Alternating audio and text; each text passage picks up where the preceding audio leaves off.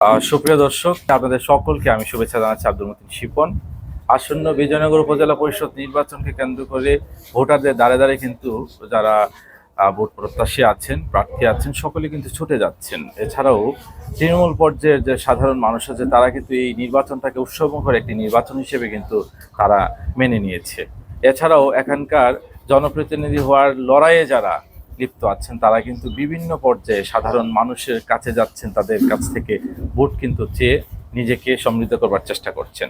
আজকে আমরা একজনের সাথে আছি যিনি এই উপজেলা পরিষদ নির্বাচনে চেয়ারম্যান পদপ্রার্থী হিসেবে আনারস প্রতীক নিয়ে নির্বাচন করছেন।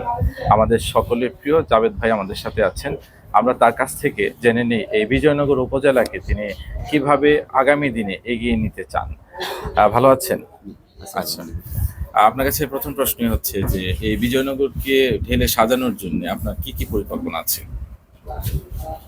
ইনশাল্লাহ আমি যদি জয় হতে পারি, বিজয়নগর একটা মডেল উপজেলা হিসাবে আখ্যায়িত করার জন্য সর্বোচ্চ চেষ্টা করব এবং এখানে শিক্ষা এবং চিকিৎসা এই দুইটার উপরে আমার সবচেয়ে বেশি ফোকাস থাকবে।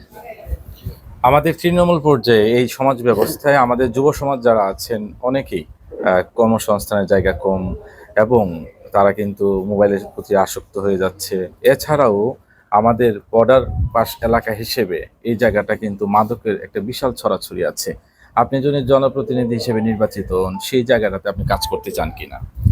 ইনশাল্লাহ অবশ্যই যুব সমাজকে যেভাবে ঠিক থাকবে, যুব সমাজকে ধ্বংসের হাত থেকে অবশ্যই বাঁচাতে হবে। এটার জন্য সর্বোচ্চ, শুধু আমি কেন, এটা সর্বমহল থেকে সচেতন মহলরাই এটার বিপক্ষে থাকবে ইনশাল্লাহ। বিজয়নগর উপজেলা একটা আদর্শ উপজেলা এবং এই উপজেলাতে অনেক মানুষ আছেন যারা অর্থনৈতিক সমৃদ্ধতা অর্জনের জন্য প্রবাসে আছেন। সেই প্রবাসীদেরকে কিন্তু আমরা মূল স্রোতে কখনোই ফিরিয়ে আনতে পারি না। এই বিজয়নগরে যদি আপনি নির্বাচিত হন তাহলে প্রবাসীদের কল্যাণে আপনার কোনো ভূমিকা থাকবে কিনা? প্রবাসীদের কল্যাণে ইনশাল্লাহ অবশ্যই থাকবে, কারণ প্রবাসীরা হচ্ছে আমাদের বিজয়নগরের তথা বাংলাদেশের একটা বিশাল একটা ভূমিকা পালন করে প্রবাসীরা। ওনাদের জন্য আমরা তো আমাদের প্রত্যেকের অবস্থান থেকে সর্বোচ্চ চেষ্টা থাকবে ভালো কিছু করার। আমাদের যুব সমাজকে যদি আমরা মূল স্রোতে ফিরিয়ে আনতে চাই এবং তাদেরকে যদি কর্মমুখী শিক্ষার ব্যবস্থা তৈরি করতে পারি তাহলে কিন্তু একটা সমাজ বদলে যেতে পারে। যুব সমাজ যারা আছেন তারা খেলাধুলার সাথে তাদের একটা সম্পৃক্ততা আছে।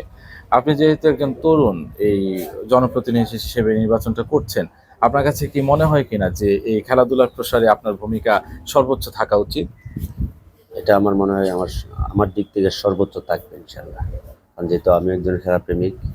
আমি যুব সমাজটা যে খেলার প্রতি আসক্ত থাকে তারা ডেফিনেটলি মাদক থেকে দূরে থাকে, এটার প্রতি আমার সবচেয়ে বেশি ফোকাস থাকে।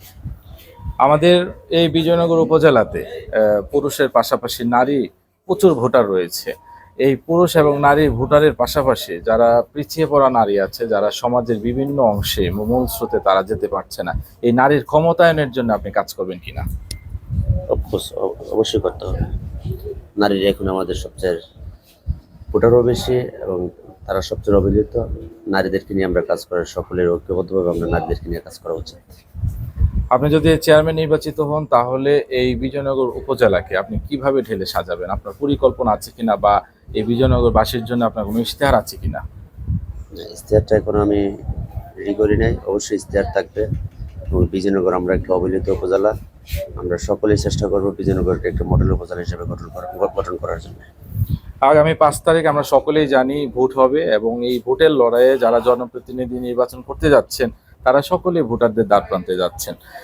এই ভোটারদের উদ্দেশ্যে আপনি যদি কিছু বলতে চান। আমি বিশ্বাস করি এই বছরের নির্বাচন, এই 5 জুনের নির্বাচন সকল ভোটাররাই খুব উৎসবমুখরভাবে ভোট কেন্দ্রে যাবে এবং ভোট কেন্দ্রে গিয়ে যার যার ভোট প্রয়োগ করবে এবং সেই পরিবেশটুকু বিজয়নগরবাসী এবছর পাবে ইনশাল্লাহ। দর্শক, আপনাদেরকে ধন্যবাদ জানাচ্ছি এবং আমরা কথা বলছিলাম আসন্ন বিজয়নগর উপজেলা পরিষদ নির্বাচনকে কেন্দ্র করে যারা ভোটের মাঠে সক্রিয় আছেন তাদের সাথে কথা বলে কিন্তু আপনাদেরকে বিস্তারিত জানানোর চেষ্টা করেছি। সকলকে অনেক অনেক ধন্যবাদ এবং আপনাকে অসংখ্য ধন্যবাদ সময় দেওয়ার জন্য। আপনাদেরকে ধন্যবাদ।